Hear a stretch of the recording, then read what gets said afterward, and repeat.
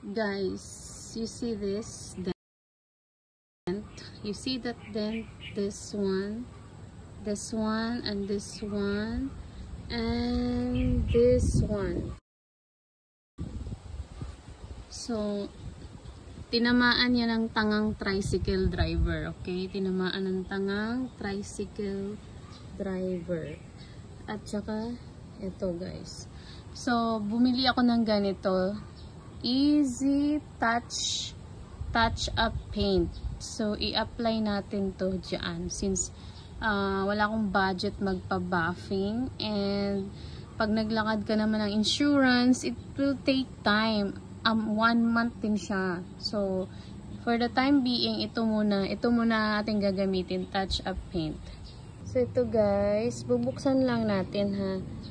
Bubuksan yung pen na yan. Bubuksan. Wait lang. Tapos, ayan, pahid lang natin. Pahid.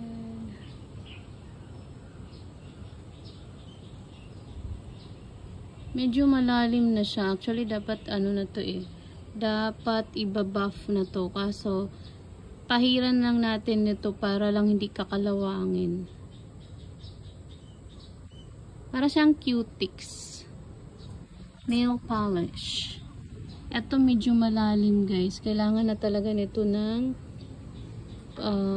hindi na siya madaan ng buffing kasi lumabas na yung itim. Kailangan na talaga nito sa kasa. Para lang siyang hindi makalawangin. So, lagyan natin ng touch up paint.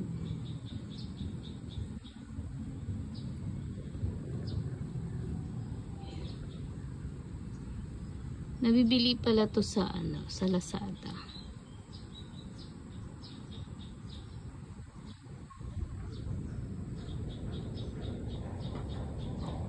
Ayan, halata pa rin siya. Pero yung paint kasi nito, kakulay niyan. Ito halata talaga kasi malalim.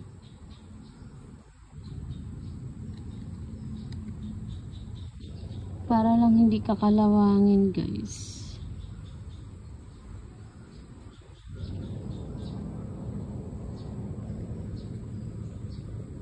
Ganito itsura niya para siyang injection. Bubuksan nyo lang to. Ang hirap kasi mag-isa lang yung kamay. Bubuksan nyo lang yan. Tapos lalabas na yung parang cutics. Tapos ayan na yung finish. Ano na nga lang siya. Kasi medyo malalim lang. Kaso nilagyan ko lang para hindi maging magkalawang. Pero pag manipis lang, hindi halata. Tumigas na kasi siya. Dapat dito yung lalabas sa parang injection. Pag malayo, hindi na siya halatain. Pag malayo.